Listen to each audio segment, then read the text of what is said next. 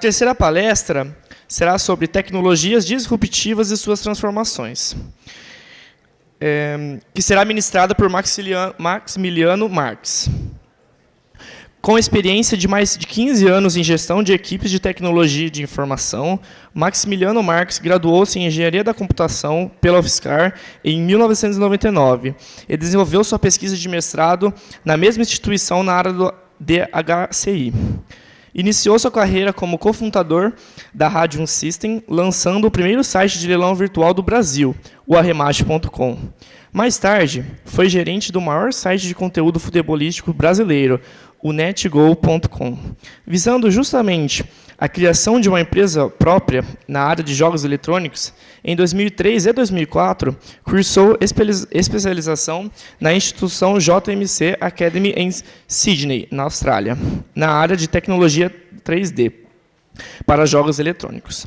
Atualmente, é sócio fundador da desenvolvedora de jogos IMAX Games Entretenimento, fundada em 2005, com mais de 80 projetos desenvolvidos e 4 milhões de downloads nas plataformas iOS e Android. Hoje, é CEO da Move Digital, formada após um grande aporte na IMAX Games, por um dos maiores grupos de educação do Brasil, empresas especializadas em jogos, aplicativos e soluções tecnológicas para educação e treinamento.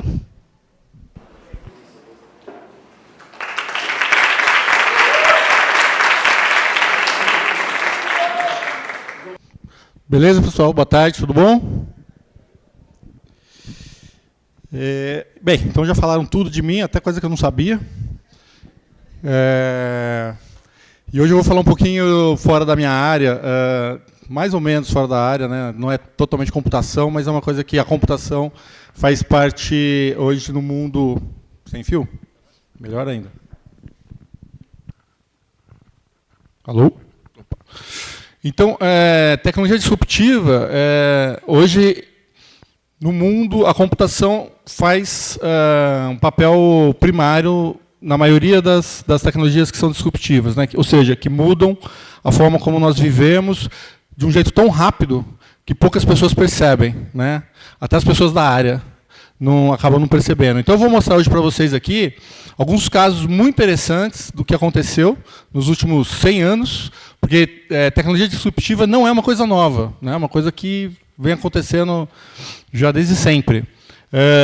O que está acontecendo é que a velocidade com que acontece uma disrupção, isso sim está cada vez mais rápido, né?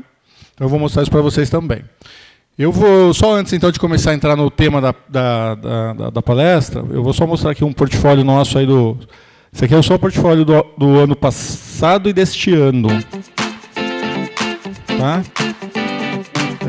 Então, hoje o Unify Studio é uma das ferramentas da empresa, permite você fazer aplicativos sem programação. A gente trabalha hoje com Unity 3D, e é um middleware com toolkit para quem desenvolve aplicativos e não precisa programar. Tá? Então a gente tem hoje vários clientes que já utilizam. Isso inclusive foi uma das ferramentas pelo motivo do aporte que a gente teve, porque uma das empresas que era nossa cliente resolveu comprar uma parte da empresa. Nós trabalhamos também com telas de toque, mesa de toque, sensores, Kinect, tudo que é tecnologia inovadora de HCI, né? Esse aqui é um aplicativo que foi lançado na Austrália para inteligência emocional, para crianças.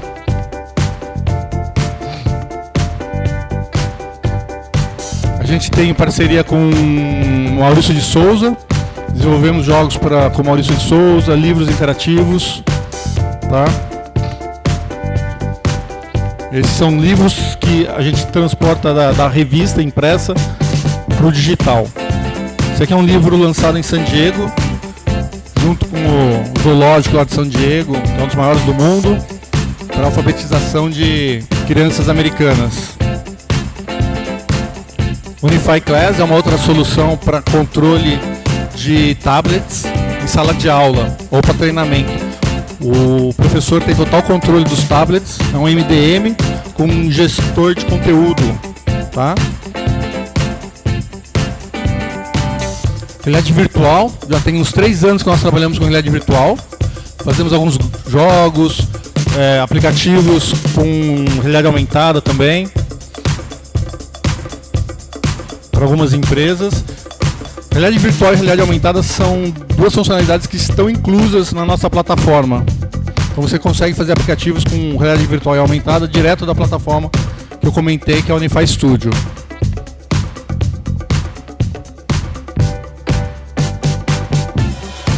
Jogos, esse aqui foi o primeiro jogo lançado com realidade virtual, com óculos. Você bota o óculos, tenta andar de skate, vou falar para você que você não vai ficar em pé. É bem difícil ficar isso com óculos de realidade virtual. Esse aqui é também com realidade virtual para crianças com aprendizagem musical.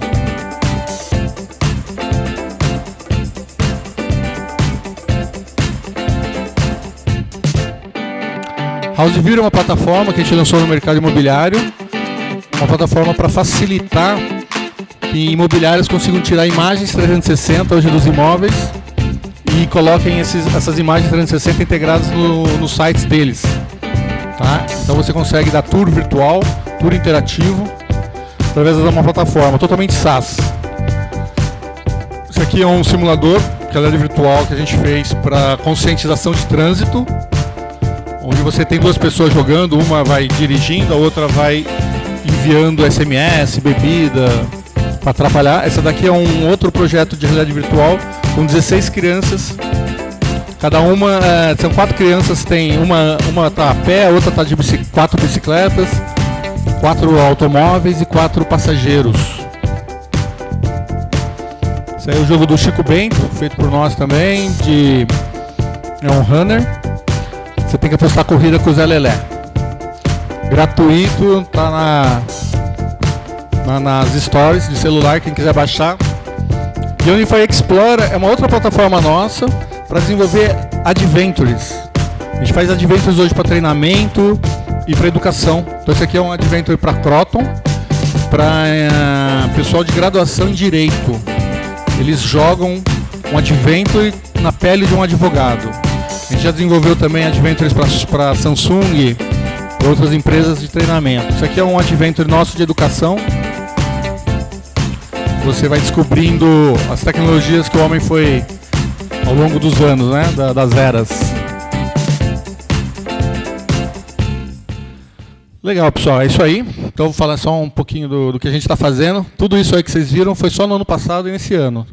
Tá? Então, dos mais de 100 projetos aí que a gente desenvolveu, esse aqui é só uma pontinha deles, os mais recentes. Pessoal, eu acho que eu gosto assim, de fazer a palestra, e qualquer um que quiser interromper, quiser perguntar, quiser fazer uma consideração, eu acho que isso aqui é um papo aberto. Tá? Fica todo mundo à vontade aí, levanta a mão, e a gente vai batendo uma conversa. Olha que foto interessante aqui, gente. Isso aqui é Nova York, 1900. Tinha alguém vivo aqui lá nessa época? Alguém estava... Não? Não? Só tinha ali o Jonas, mas tirando o Jonas, mas ninguém estava vivo, né, nessa época. Então, lá na Quinta Avenida, que é a avenida principal de Nova York, você tinha só carroças puxadas a cavalo. Né? E tem um carro nessa foto, apenas um carro, que está ali naquele círculo vermelho. Quase não dá para ver o carro. Tá? E aí se passaram apenas 13 anos, né? A partir de então, 1913, a mesma avenida em Nova York, depois de 13 anos, vocês conseguem achar um cavalo aí? Né? Alguém acha um cavalo? Pior que tem uma carroça aqui, se eu não me engano, ela está aqui, ó. Está bem ruim aqui a resolução, mas aqui é uma carroça. E a única que está na foto. Então, se vocês pararem para pensar o quão incrível é isso, né, que 13 anos antes ninguém ia conseguir prever que o mundo ia mudar tanto em 13 anos. Né? Tanto é que vocês queriam trabalhar com a indústria de carroça nessa época? Né? Se vocês, em 1900, se vocês trabalhassem na indústria de carroça, vocês iam estar sem emprego muito em breve, porque de 65 mil pessoas que trabalhavam nessa indústria, em 1900, para 1913 foi para 8.000 pessoas apenas, né? Então, o que é disrupção, né? Pelo dicionário, disrupção é interrupção do curso normal de um processo. Então, alguma coisa que vem e interrompe algo que naturalmente estava ocorrendo, né? Aí o número 2 não interessa para a gente. O que interessa para a gente é o número 1. Então, interromper algo que está caminhando naturalmente. Lá em 1900, o natural era andar de carroça puxada a cavalo, certo? E alguma tecnologia apareceu, que foi o carro a combustão, porque antes disso existiam os carros a vapores. Só que os carros a vapores tinham diversos problemas, autonomia, eles eram muito grandes, tinha uma caldeira, às vezes explodia, né? No cavalo você levava um coice, no carro a vapor podia ter uma explosãozinha ali atrás de você. Então, o carro a vapor, apesar de existir, ele não foi uma tecnologia que conseguiu mudar o curso normal.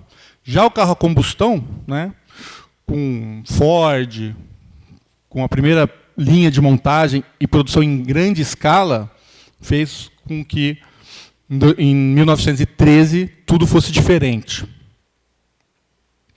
A verdadeira disrupção altera uma abordagem para tornar um produto ou serviço mais acessível ou com melhor custo-benefício. Ou, às vezes, evidentemente, os dois, né? Então, você precisa tornar algo melhor. E se você torna algo melhor e mais barato, aí não tem como segurar. Se você torna algo melhor, depois eu vou mostrar mais para frente, que você tem a questão do preço, né? Como que a gente vai colocar essa novidade no mercado, com que preço? E aí é uma estratégia de marketing comercial. Mas se você conseguir as duas coisas, então você vai ter uma disrupção com certeza. Aqui eu vou fazer uma pergunta para vocês, vamos ver quem que pode me responder isso aqui. É uma pergunta. É possível criar uma necessidade? Quero ouvir de vocês. Sim, sim. Vamos lá. Quem acha que sim, levanta a mão. Abaixa. Quem acha que não? Bastante gente não acha nada, mas acho que ninguém acha não, né? Ninguém? Ninguém, nenhum? Arrisca? Tá bom. Então, ninguém acertou. Porque necessidade não se cria. Tá? A necessidade do ser humano, no caso, né? Ela já existe, já é nata. Você já nasce com todas as necessidades que você tem. Quais são as suas necessidades? Uma piramidinha aqui, famosa, tal, ela diz todas as necessidades que o ser humano tem. Então, lá na base da pirâmide, você tem as necessidades básicas, que é respirar primeiro, né? Se alguém chegar para você e falar assim, olha, eu vou deixar você 10 minutos sem respirar, e depois eu vou te dar 1 milhão, você vai aceitar? Não, porque você quer respirar, que se não adianta você ter 1 milhão se você não estiver respirando. Então, a primeira coisa que você tem que respirar, depois você tem que beber água, depois você tem que comer, né? A sequência das necessidades que você vai ter. Então, muito tempo atrás, o homem só se preocupava com as necessidades básicas, né? A nossa sociedade não era evoluída o suficiente para que a gente tivesse outras preocupações. E a gente foi subindo aqui. Então, segurança, né? Quem queria morar hoje no tempo feudal? No tempo feudal, você estava ali na sua cabaninha ali, daqui a pouco vinham uns bárbaros lá, matava toda a sua família, tal. Você não conseguia prever isso, daqui a pouco. Então não tinha segurança. A sociedade evoluiu para ter segurança para a população. Necessidades sociais, né? Vou perguntar, quem usa o Facebook aqui? Alguém usa o Facebook? Também ninguém. Então, porque é uma necessidade do ser humano, né? Se socializar. Autoestima vem em seguida, né? Você precisa não só trabalhar para ganhar dinheiro, para sustentar a tua família, você precisa ter autoestima. E, por último, você precisa ter autorrealização, que é hoje onde a sociedade está buscando. Hoje, vocês estão numa faculdade, alguns de vocês vão falar que estão aqui para ganhar mais dinheiro, para ter melhores oportunidades, outros vão falar que vocês estão aqui para ter uma autorrealização, para poder trilhar na vida de vocês o que vocês querem, não o que, né, foi passado para vocês. Então, vocês estão aqui buscando oportunidades para o futuro, né? Se você tem um bom preparo, você vai ter isso com mais facilidade ou com mais oportunidades para você se autorrealizar. Então, ficou claro, necessidade não se cria, necessidades são essas. Tá? O que você cria? Você cria desejo. Tá? Desejo é o que hoje a indústria cria nas pessoas. Então, por exemplo, era uma frase do Steve Jobs que falava que o consumidor, não adianta você perguntar o que o consumidor quer, porque o consumidor não tem a menor ideia do que ele quer. Entendeu? Quando você mostra para ele algo, ele vai saber se ele gosta ou não. Mas se você perguntar o que você quer, não sei. Então, o mercado tem que tentar adivinhar o que as pessoas querem e criar desejo. É o que o marketing faz, é que existe toda uma indústria para criar desejo nas pessoas para poder gerar o consumo. Né? E aí você tem tecnologias que elas vão melhorando conforme passa o tempo, em linhas meio que lineares. Né? Então qualquer tecnologia vai começar com uma performance menor e ela vai melhorando. Aí você vem alguém que coloca algum improvement, uma coisa melhorzinha, ela cria uma outra linha de preço. Tá? Então aqui, por quê? Porque se eu tivesse tudo o mesmo preço, né, então só teria a linha lá de cima, se tudo fosse o valor único. Mas como eu tenho valores diferentes no mercado, tem pessoas dispostas a pagar diferentes valores, então você cria tipos diferentes de o produto fazendo a mesma coisa, mas com performance diferente e cobrando mais caro por isso. Porém, de tempos em tempos, e cada vez mais frequente, acontece uma tecnologia que totalmente muda o conceito. Na verdade, isso aqui são só improvements de uma tecnologia existente. A disrupção, ela vem com algo novo, que ninguém espera, e quando ela entra, ela simplesmente acaba com tudo, porque ela começa aqui com a performance aqui embaixo, o preço, daqui a pouco ela está melhor do que todo o mercado, e como é uma nova tecnologia, não necessariamente ela custa mais caro. E aqui tem uma frase que eu achei muito interessante, que os disruptivos, né, as pessoas que criam, que inovam com disrupção, fazem tecnologias disruptivas, essas pessoas, elas não tentam vencer você. Elas simplesmente mudam a regra do jogo. Entendeu? Então, ou seja, o que quer dizer isso? Quer dizer que você pode ser o melhor jogador de futebol, mas se amanhã eu vier falar para vocês que agora tem que pegar na mão a bola, tem que fazer alguma coisa, jogar na cesta. Eu mudei a regra, o jogador, o Neymar não vai mais ser o craque que ele é ou não é, depende da sua opinião. Mas, na disrupção, você tem tudo alterado. Então, o que isso gera? Isso gera uma situação que as pessoas que estão acomodadas, que são os líderes de seu segmento, eles estão jogando com a regra de mercado que eles conhecem, que é atual, que muitas vezes você ouve falar, não, eu já estou há 40 anos fazendo assim, eu já há 40 anos que eu faço assim, dá certo. Maravilha, a regra era uma. Na hora que entra alguma tecnologia nova, essa regra não faz sentido mais, e a pessoa não precisa. E aí você tem pessoas que nem eram no mercado, que rapidamente estão pegando esse mercado para eles. Tá? E aí eu vou mostrar alguns casos interessantes que mostram como isso aconteceu mais de uma vez, como isso está acontecendo e como isso vai acontecer eternamente. Aqui tem algumas tecnologias que foram disruptivas. Né? Então, como eu falei, a primeira tecnologia que a gente pode medir que foi disruptiva foi a invenção da prensa. Né? Antes, você tinha que copiar um livro na mão, todo mundo tinha que copiar o livro. Né? Você tinha lá os monges, os padres, que pegavam os livros e copiavam manualmente um a um. Né?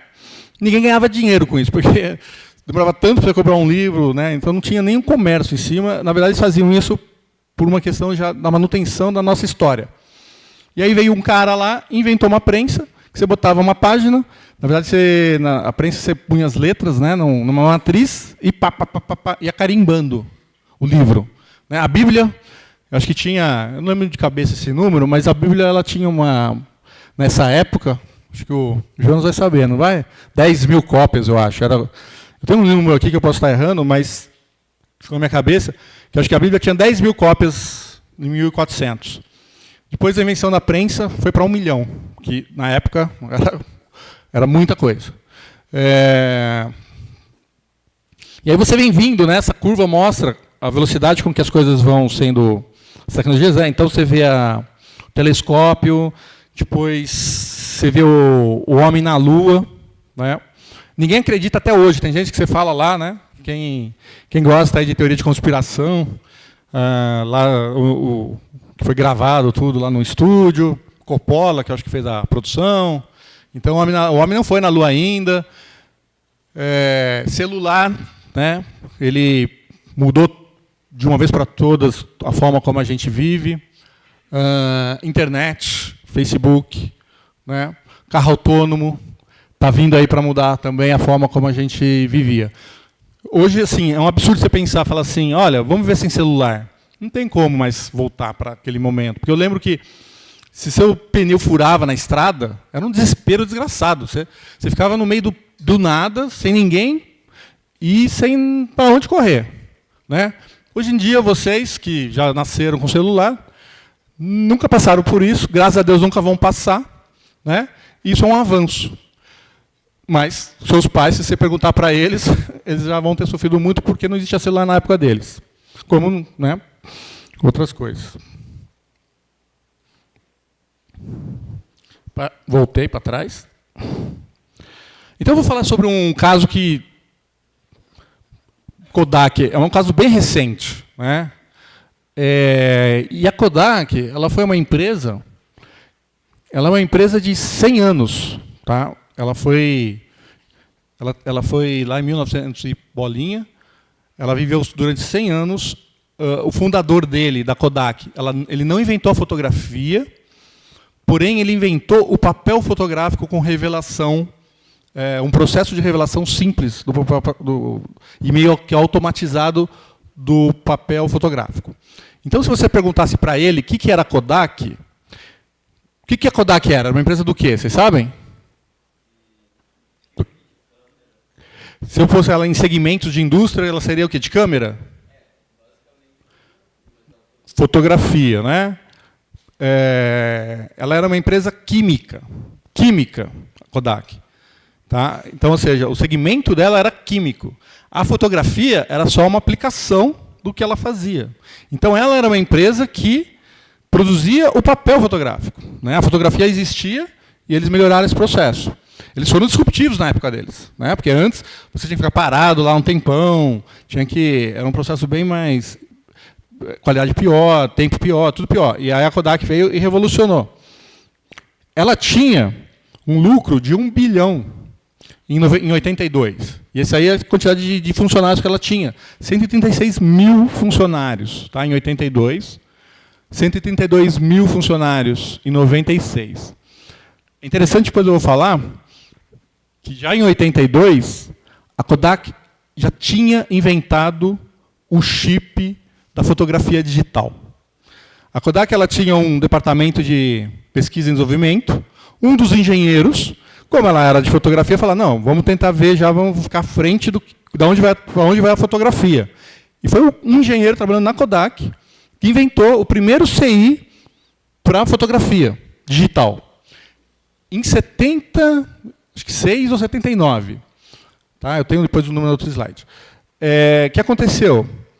Esse cara levou para a diretoria achando que ele ia ganhar um puta aumento, um departamento só para ele, para começar a desenvolver a foto digital.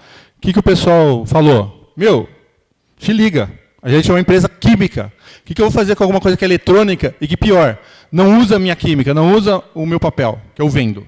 Certo? Isso vai acabar com o meu negócio. Vamos varrer isso aí, vamos esconder isso aí. Eles conseguiram esconder de 76, 79, até o final dos anos 80, quando alguma outra empresa, acho que a Sony foi uma das primeiras, pioneiras, levaram a fotografia digital, impulsionaram. E aí ela foi colhendo, em 2003, já tinha só 63 mil, né?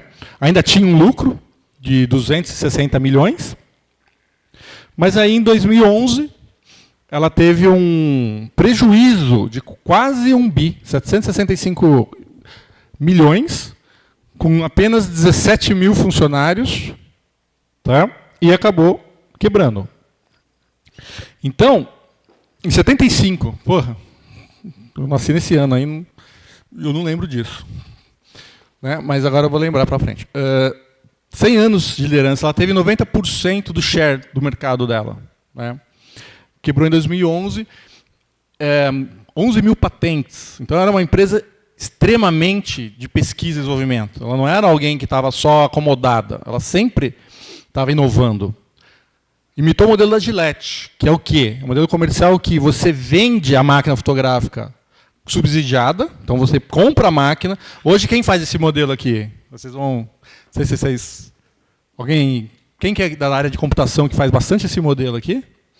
Da Gillette ou da Kodak? Hã? Videogame faz, o console, eles são subsidiados. Mas HP, né? Parte de impressora.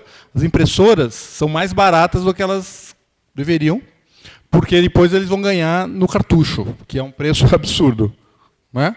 Então, esse que era o negócio, o business dela.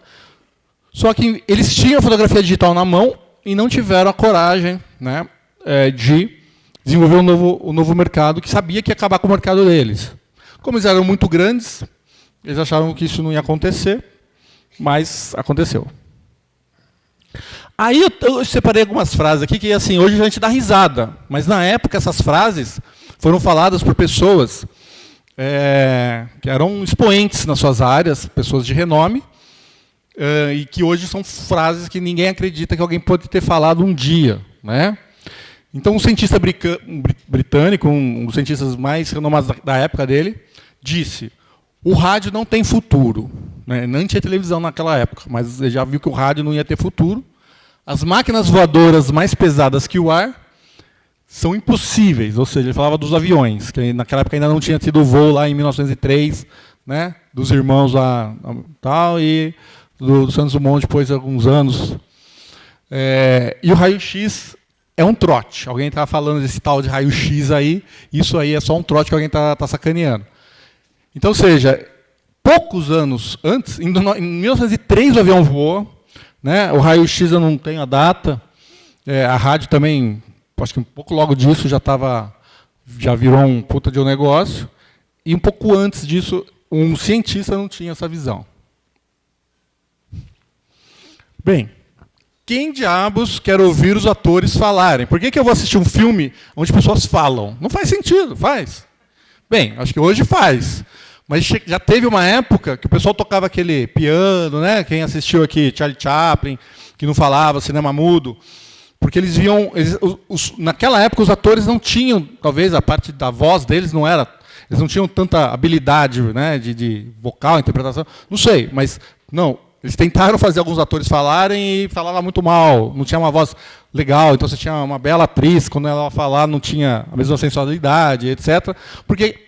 Não menos, não mais que o Warner, o fundador da Warner, que falou essa frase. Então, o próprio fundador da Warner Bros., né, um dos irmãos, falou que o futuro do cinema vai continuar sendo mudo. Né? E em 27, né, você vê, pouco tempo depois, já tinha cinema falado. Essa aqui também é boa. Não gostamos do seu som e a música com guitarra está fadada a acabar. Tá? Foi um cara, dono de uma gravadora, que simplesmente rejeitou os Beatles. Os Beatles foram lá fazer uma demo lá para o estúdio deles, e o cara falou, não, esse negócio de guitarra aí, isso aí é modinha, vai passar, né? E seu som também não é legal. Beleza, o cara era dono de uma gravadora e rejeitou os Beatles. Também, 3 anos depois, o Beatles estourou. Até menos, 64, se eu não me engano. Essa vocês conhecem, não conhecem? Que é da computação, essa daí eu lembro quando eu fazia aqui engenharia de computação na Federal. Essa empresa não tinha falido ainda na época. Eu entrei na faculdade em 94, se eu não me engano, ela faliu em 96, 97. Depois ela foi comprada pela HP. Era uma empresa chamada Digital. Foi pela Compaq, e a Compaq comprou para a HP. É isso aí. Foi comprada pela Compaq comprou o que restou dela, né? E a Digital, ela era na época o que a HP hoje, que vocês conhecem. E o fundador dele falou simplesmente que não tem por que alguém ter um computador em casa. O que você vai fazer com um computador em casa? Né? Vai fazer o quê? Você vai rodar um banco na sua casa? Porque naquela época o computador era usado para bancos, para mainframes, né, para grandes empresas. Aí a IBM apostou, né, no PC. O PC começou a projeto, né, a Microsoft é de 75 também. Então começou esse movimento do PC mais ou menos em 75. Mas em 77 ele falou, cara, esses caras estão viajando, a Microsoft está viajando, a IBM está viajando com essa história aí de computador pessoal. Né, não existe isso. Bem, não precisa falar mais nada. E aí, eu vou falar de um... Então eu falei de alguns casos para trás, né, do que aconteceu. Como assim, o que é óbvio para a gente hoje, na época não era óbvio. E aí eu vou falar para vocês de 2 casos aqui que vai acontecer no futuro, isso é certo que vai acontecer. Quem está acompanhando aí notícias deve estar vendo sobre isso. E algo que pode surpreender a todo mundo. Então, vou falar de um case aqui de veículos autônomos elétricos. Bem, vamos lá. Vamos levantar a mão de novo aí. Eu quero todo mundo levantando a mão dessa vez. Quando será vendido? Só será vendido carro elétrico. Tá? Quando não vai mais vender carro a combustão. Não estou dizendo quando não vai mais existir, porque os carros que já foram vendidos a combustão vão continuar rodando aí por um bom tempo. Mas quando você vai comprar um carro, vai na concessionária, só vai ter carro elétrico para você ter à disposição. Quem acha que é em 10 anos? Ó, é uma pergunta interessante, mas eu posso dizer que o Brasil não vai ficar tão atrás do resto do mundo. Depois eu explico por quê. Então vamos falar que é mundo geral. Mundo geral. Então, 10 anos. Quem acha que em 10 anos a gente só vai comprar carro elétrico? Tá, umas 8 pessoas. Em 20 anos, uma grande maioria. Em 50 anos, tem 2 pessoas aqui, 3, 50 ali. Tem também o Jonatas. Então, quem escolheu 50, só porque o Jonatas escolheu 50, já sabe que está errado. Tá? Não é 50, porque o Jonas também escolheu essa opção. Então ficou entre 10 e 20 anos. A resposta correta, 2030. Então, se em 2030 só vai vender carro elétrico, a gente está há 13 anos. 13 anos. Então está mais próximo do 10 do que dos 20 anos. Certo? E por que é 2030? Oi. A Coreia do Norte. Eu não sei se eles ainda não estão com cavalo lá ainda, né? Acho que estão no cavalo ainda lá, mas é cavalo e combustível de foguete lá. Né? Então é feno para o povo e combustível de foguete para o exército. Então, 2030, existem estudos que comprovam isso. E aí é interessante, porque você viu, só 8 pessoas aqui acertaram. Então, poxa, vocês são da era da computação, vocês estão vendo tecnologia todo dia, vocês estão lendo sobre isso todo dia. Né? E é lógico, alguns estão olhando para mim falando assim, esse cara não sabe o que está falando aí, tá. Bem, daqui a pouco a gente vai poder, daqui 13 anos a gente vai poder conversar de novo. E aí a gente vai ver quem acertou. Isso é um gráfico que mostra por que vai todos os carros serem vendidos elétricos em 2030. Tem outros dados também que se comprovam essa teoria. Mas o que acontece? Não sei se vocês sabem, antes do carro a combustão, o carro era elétrico. Tá? O primeiro carro, teve o carro a vapor, depois veio o carro elétrico, depois veio o carro a combustão. Qual que é o problema do carro elétrico? O mesmo que a gente tem com nossos celulares, né? Porque a gente fica o dia inteiro no Facebook. Aí o que acaba no final do dia? Que a gente não tem o quê? Bateria para o dia todo. O carro é a mesma coisa. Então, você não tem a bateria suficiente para ter uma autonomia compatível com o carro a combustão. Então, o carro a combustão hoje ele tem uma autonomia entre 350 km e 500 km. E o carro elétrico hoje tem uma autonomia de 250 km, 200 há 5, 6 anos atrás era de 100 km. Tá? E aí é que a gente mostra, mais ou menos, essa aqui é uma relação também de valores. Tá? Porque custo de uma bateria elétrica também é muito alto. Não é? Então, precisa-se ganhar escala de produção para que o preço da bateria caia e precisa que a bateria seja mais eficiente para que dê autonomia para o carro. Quando o carro tiver uma autonomia tão boa quanto a combustão, aí você já começa a pensar. O que resta? O preço. Ok? Então, a autonomia foi resolvida. E aí vem a questão do preço. Deixa eu só voltar aqui, então, só para finalizar. Depois, acho que...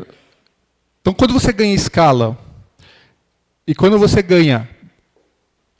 chega no preço, e a autonomia também é compatível com um carro elétrico, de um carro a combustão, um carro elétrico ele tem 200 partes móveis. Um carro a combustão tem 2.000 peças móveis. Isso quer dizer o quê? Que um carro a combustão tem uma vida útil muito mais curta e dá muito mais manutenção. O carro elétrico, o Tesla, né, americano, ele te dá, se eu não me engano, garantia ad eterno. Você compra o carro, se quebrar, leva lá, eles consertam. Porque não quebra um carro elétrico. O carro elétrico ele tem 4 motores, um em cada roda, elétrico, com uma bobina. E tudo nele é computador. Então, tudo dele é software calculando torque dos motores e tal, e a bateria. Então, ele é muito mais simples do que o mecânico. Tá? Então, questão de manutenção vai se pagar. Quando ele chegar no mesmo preço que a combustão, não tem por que ninguém comprar um carro a combustão. Porque a manutenção dele vai ser muito mais barata. E tem uma outra questão aqui. Não sei quem acompanhou, o mesmo dono da Tesla, né, que é o Musk, que era o cara do PayPal, também está começando a fabricar telha solar para as casas. Então, o que acontece? Ele garante que um telhado de uma casa vai conseguir gerar energia elétrica solar, gratuita, para a casa inteira e para 2 carros durante a noite. Então, se você tem autonomia de 400 km, se você chega na sua casa à noite, bota ele na tomada, no dia seguinte você pega o carro carregado, tem autonomia de 400 km. Né? Você não roda 400 km normalmente no seu dia a dia. E se isso é de graça, por que eu vou comprar? Gasolina está R$ 4,00. Né? Quem vai ser o louco de comprar uma combustão para pagar gasolina? Vai continuar existindo carro a combustão? Vai. O quê? Um Corvette, né? Uns carros esportivos. Mas aí é para um tipo de hobby. Não é o carro da pessoa que quer só se transportar. Tá? Tá. Depois, se vocês acompanharam notícias, agora está falando até que tem a Alemanha já disse que a partir de 2030 não pode vender mais carro a combustão. Essa notícia é de 2 semanas atrás. Quando eu fiz essa palestra, não tinha essa notícia. A Alemanha, acho que foi 2030, França, não sei outro país, 2040. Não pode mais vender carro a combustão. A Volvo, também, um mês atrás, anunciou que em 2018, ou 2019, acho que 2019, todos 100% dos carros da Volvo, produzidos, novos, vão ter motor elétrico. Alguns híbridos ainda vão ter o híbrido, mas todos vão ser ou híbrido ou 100% elétrico. Não vai ter mais, a partir daqui 2 anos, estou falando, né? Estou falando daqui 2 anos. 1 ano e meio, você já está no meio do ano, você já não vai conseguir comprar um carro da Volvo só a combustão, e as outras fabricantes já começaram a fazer a mesma promessa. Umas para 2019, outras para 2020, quase todas para 2021. Então, assim, a gente... Você não vai ter mineral suficiente, você vai ter que inventar um outro material. Sim, tem a questão da... Tem um combustível hidrogênio, né? Hoje estão pensando na bateria a hidrogênio, é uma das tecnologias que estão sendo analisadas. O Musk, ele tem uma mega fábrica de lítio, né? Ele montou uma super fábrica, e ele falou que ele precisa de mais 99 fábricas para conseguir atender a escala mundial, numa demanda que o custo vai cair a ponto dela se equiparar ao carro a combustão. Ele está buscando investidores que queiram montar essas 99 fábricas. Eu sei que o lítio ele é alguns meteoros que caíram na Terra, né? Ele é um material que não tem na Terra naturalmente, ele veio de meteoros que caíram na Terra, então você tem poucas jazidas de lítio, parece que é alguma coisa assim, mas garantem que é o suficiente. Né? Só que a extração do lítio é muito complicada, porque se ele entrar em contato com o ar, ele queima, ele se oxida. E aí você perde o lítio. Então ele é um trabalho difícil de você retirar ele. Você tem que retirar ele debaixo da água, tal. Mas então esse é um ponto. Mas segundo eles já está conseguindo a ganhar essa escala. Eles já mais ou menos têm isso previsto.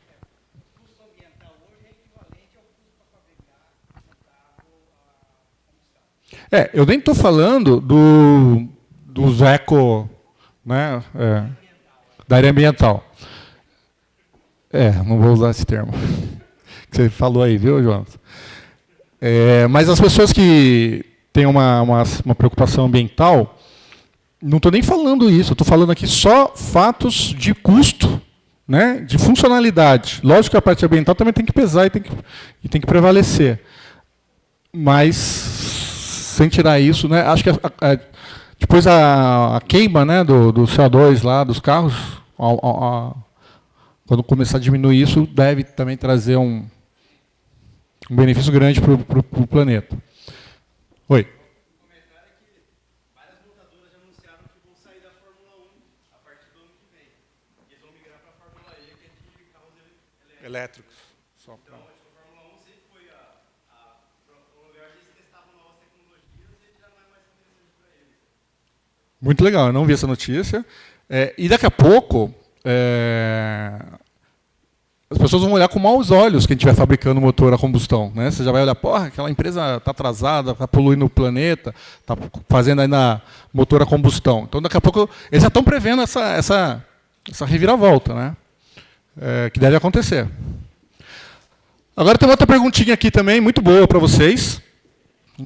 Vamos lá de novo. 5 anos. Quando que a gente vai conseguir... Não vai precisar mais dirigir carro. Eu estou falando, não é aquele piloto automático, tal, que você liga lá, tal. Realmente eu vou chegar no meu carro, vou falar, vai lá para a casa da minha mãe lá, vai para a casa da minha sogra e vou jogando baralho. 5 anos. Quantas pessoas aqui vão levantar 5 anos? Mais ou menos o mesmo número. 8 pessoas. De novo onde?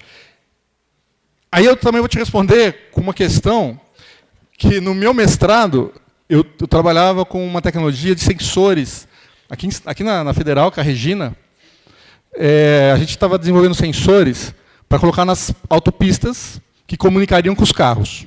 Então a gente estava pensando, olha que interessante, eram tecnologias que você pensava que você tinha que criar uma certa infraestrutura para que os carros pudessem utilizar essa infraestrutura de sensores para que eles pudessem ser guiados automaticamente, autônomos. E eu já vou comentando. A próxima versão agora que vai sair agora do Tesla no ano que vem, vocês conhecem o LiDAR? Alguém já ouviu falar de LiDAR? Poucas. Radar, todo mundo ouviu. Kinect, todo mundo ouviu.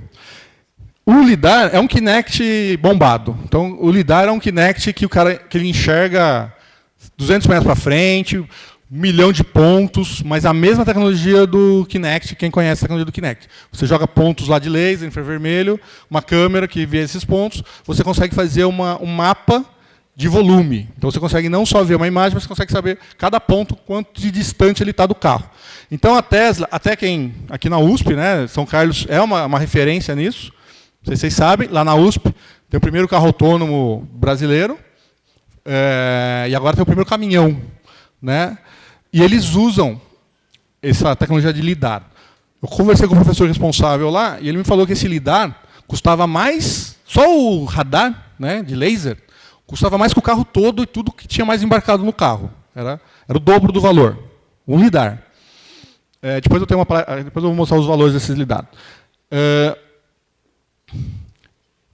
E aí essa tecnologia já está sendo também superada. Tá? Por uma tecnologia, por exemplo, o LiDAR já veio para que você não precisasse ter infraestrutura na via. Né? Então, o que acontece? Você coloca toda a inteligência necessária no carro, não na infraestrutura. Tá? E agora o lidar já está saindo de área. Então, no ano que vem, os Teslas vão vir com 8 câmeras. Não sei quem acompanhou aí o anúncio da Apple, do AR Toolkit. Né? A AR Toolkit é uma tecnologia, tinha o Tango do Google, foi lançado em novembro, que é quando você consegue pegar a câmera do seu celular e consegue fazer com que o computador interprete aquilo como o que é plano, o que é superfície, o que está distante de mim, sem precisar ter o Kinect. O Kinect fazia isso. Tá? E essa tecnologia da Apple, que foi lançada agora, semana passada, ela consegue fazer isso com uma câmera convencional. Então, só processamento de sinais, processamento de imagem, ela consegue interpretar a foto, que nem a gente faz, nosso cérebro faz, para entender basicamente onde estão as coisas distantes e pertas. E a Tesla está fazendo isso com 8 câmeras ao redor do carro e substitui o lidar. Então você tem 8 câmeras, sei lá, deve ser 4K, rodando a 120 FPS, 240 FPS, mas ainda assim muito mais barato e muito mais preciso, segundo eles, com uma visão muito melhor. Por quê? Porque toda a infraestrutura de carro está baseada na nossa visão, na visão do ser humano. Todas elas, as placas, o tamanho, as marcações, tudo pensa que foi feito para que um ser humano consiga enxergar. Então, quando você coloca a câmera no espectro visível, lógico que eles têm sensores também no espectro invisível, até porque quando entrar num fog, numa fumaça, o carro vai conseguir enxergar coisas que você não enxerga. Mas ele só precisa interpretar sinais visíveis, a princípio, para conseguir ser autônomo. Então, por isso que eu também vou responder para você que o Brasil não vai ficar muito atrás. Por quê? Porque não há necessidade de nenhum investimento na infraestrutura. Porque se houvesse, aí eu ia falar para você que ia há 50 anos aí. Mas como só depende da montadora, depende o quê? De uma legislação. E não sei quem viu agora, olha, é interessante essa palestra, porque eu fiz essa palestra tem um mês e meio e não tinha nada dessas notícias que eu estou trazendo para vocês. O Trump... acabou agora também, não tem nem 15 dias, ele assinou lá um negócio no Senado americano para relaxar a questão da segurança para carros autônomos, para poder vender até 25 mil carros autônomos por empresa de formato experimental. Isso aí foi falado agora, por quê? A Tesla, outros veículos já querem colocar carros autônomos rodando nos Estados Unidos. Tá? Mas aí eu acabei de estragar a brincadeira aqui. Porra. 10 anos. Quem acha que é 10 anos? Não vou voltar nos 5. 10. Um ali, 10 anos, 2 aqui, 3, 4. 20 anos. 20 anos, uns 20 e 50 anos. A Coreia do Norte tem um míssil que já é autônomo. Então ela está na frente, hein? Então, bem, acho que aqui é a resposta meio que eu cantei antes, né? Na próxima eu vou inverter, eu vou falar primeiro, depois eu falo tudo isso. 2021. 2021, eu não estou falando que todos os carros vão ter tecnologia autônoma. Eu estou falando que o carro já vai ser vendido comercialmente, um carro que eu pego ele na minha garagem, falo que eu quero ir na outra cidade, tá? E parar na frente da casa lá da minha mãe. Tá? Isso em 2021.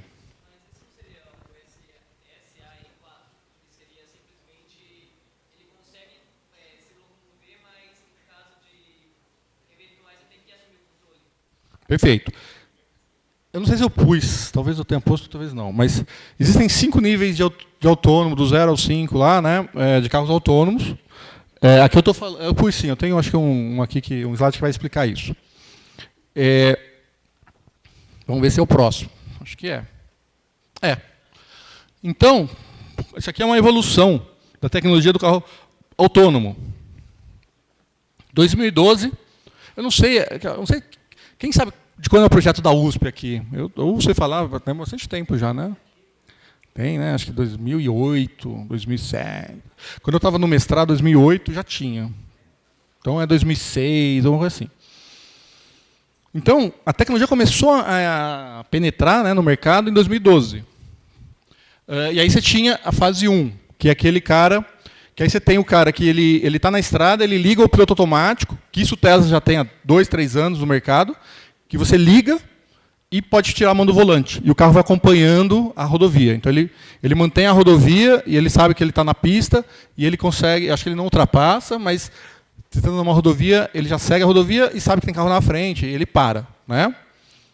Inclusive agora, no Brasil já está vendendo um carro, que acho que é da Volvo, se não me engano, que é um carro que você, para o trânsito de cidade, em congestionamento, você liga esse piloto e ele acompanha o carro da frente. Então você não precisa mais acelerar, frear, nada. Você simplesmente liga, ele vai manter uma distância com o carro da frente. O carro da frente anda, ele anda atrás. Entendeu? Numa linha reta, ou na pista. Já tem um carro sendo vendido no Brasil. Na fase 2, então você está... Aqui você existe ainda o motorista, mas ele fica passivo, né, acompanhando. Por quê? Para sair da pista, algumas coisas você ainda precisava fazer. Na fase 2, você consegue já pegar o carro na estrada e ele muda de estrada, ele já ultrapassa.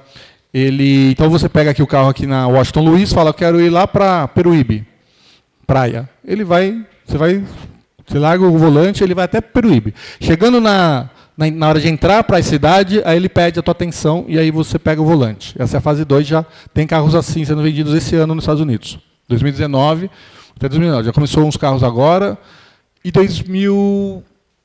completo aqui já 2018, né, que é o ano que vem, até 2022, vai ter essa fase do completo, que é você já pegar o carro e sair dirigindo. Tá? A fase 4 aqui, depois de 2 décadas, então ele fala que vai ter 100% de automação em carros autônomos no mercado. Quer dizer o quê? Que a tecnologia vai ficando barata, porque antes você precisava de um lidar. Agora você não precisa mais de um lidar, você precisa de algumas câmerazinhas, você precisa só de um processador. Que processador? Precisa ser um supercomputador? Não, de repente um Pentium aí de última geração resolve. Um ARM, não sei, dedicado, vai resolver. Olha que legal essa pesquisa aqui. Uma pesquisa gringa, não é brasileira. Mas olha quem aparece em primeiro lugar. Eu achei muito legal isso aqui. Né? Então foi perguntado se você estaria num carro autônomo, se você aceitaria estar num carro sem motorista. Né?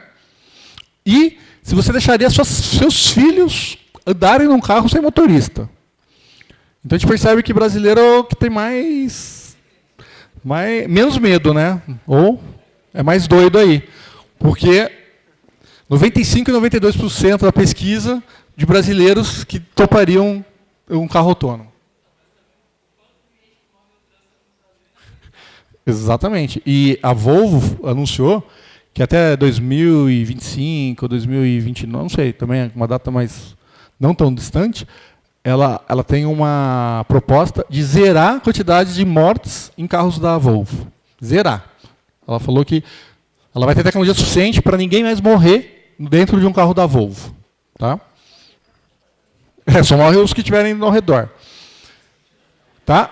Então, bem, aí a gente compra a Volvo. Né? É isso que é indústria.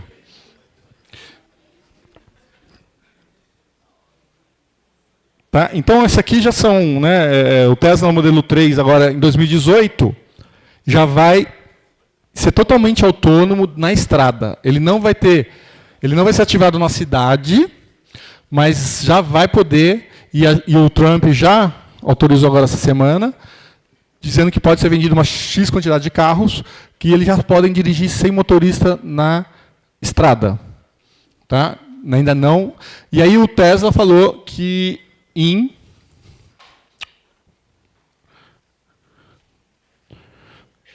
2020 vai ter o fase 2 do modelo 3, que já vai ir de garagem a garagem. Então ele pega também a cidade. Qualquer ponto A, ponto B, o carro vai sozinho em 2020. Isso ele falando que ele vai vender comercialmente. Qualquer um pode comprar se tiver lá uns $100 mil. Né? Tudo bem, $100 mil, primeiro carro comercial, mas tudo bem, $100 mil em 2020, entendeu? Eu tenho... Traz a minha mochila aqui, Jonas, só para eu mostrar para eles rapidinho como que a tecnologia disruptiva acontece, porque em 2020 o carro vai custar $100 mil. Em 2025, Valeu, Jonas. Esse aqui é o Jonas, que é gente boa. Na Índia eles vão até 2030 querendo mudar. Na Índia até 2030 não tem a combustão. Só para vocês verem, uma das minhas plataformas lá que eu vendo lá para imobiliária, ela depende, ou ela se baseia numa câmera. Alguém já viu essa câmera? Quem já viu essa câmera aqui? Levanta a mão. Umas 5, 6 pessoas. Isso aqui é uma câmerazinha, 360, ela tem 2 olhos de peixe, um de cada lado, e ela tira uma foto, eu vou tirar uma foto aqui, de vocês, todo mundo aqui. Legal, vai ser essa foto, é bacana. E ó, eu vou clicar num botão aqui e vou tirar uma foto 360 desse aqui, depois eu até vou postar e vou mandar o link aí para o pessoal, vocês espalham para a galera. Tá? Levantem a mão aí, todo mundo levanta a mão aí, vamos sair legal na foto. Já tirou, tá vendo? Só isso aqui, tirou uma foto 360. Não precisei me preocupar com foco, com enquadramento, iluminação, nada. Está tudo aqui embutido, certo? Uma câmera igual a essa, vendia no mercado, 5 anos atrás. Vocês iam pagar em torno de 7, 8 mil dólares lá fora, não no Brasil. Isso aí demoraria para chegar. Agora está vendendo a 300 dólares nos Estados Unidos e a 2.300 reais no Brasil. Tá? Quem quiser comprar por menos, compra no Mercado Livre. 1.900. Tá? Uma câmerazinha dessa, ela simplesmente tira uma foto de todo o ambiente em 1 segundo, sem nenhuma necessidade de perícia do fotógrafo. Certo? Eu percebi que com isso, também acho que isso aqui todo mundo já viu, né? Isso aqui tá bem, hoje já está bem conhecido. Você tem, para vender um imóvel, imagina você conseguir ver o imóvel antes de chegar nele, para você ver se é aquele imóvel que você quer. E você consegue ver no óculos, e um corretor consegue... Você viu a dificuldade que foi. Um corretor, ele hoje tira com o celular dele, né? E tem dificuldade, e as fotos saem horríveis. Com essa câmera, vocês vão ver o resultado da foto, vai ser bem legal, sem nenhuma destreza, sem nenhuma necessidade, e muito mais rápido. Eu economizei tempo, eu diminuí dificuldade, eu diminuí custo, isso é disruptivo. Tá? Isso eu estou mudando a forma como o mercado imobiliário vai começar a anunciar suas casas. Isso vai acontecer esse ano, até o final do ano. Estou acabando aqui, tá, gente? Então, esse aqui é o cara. Né? E aí você vai falar o seguinte, né? Por que o carro ainda é a combustão também? Tem outra questão que ninguém falou. O lobby também do petróleo, porque o petróleo é toda uma indústria, você tem dificuldade, etc. As montadoras estão todas acumuladas também com o pessoal de petróleo, aí é tudo questão política. Só que vem um cara que é da internet, que ele está pouco se preocupa, ele nunca trabalhou com ninguém do petróleo, ninguém de carro, ninguém de nada. Ele não está envolvido nesse mercado, ele é um cara fora desse mercado. Por que então o carro autônomo, o carro elétrico está vindo dele?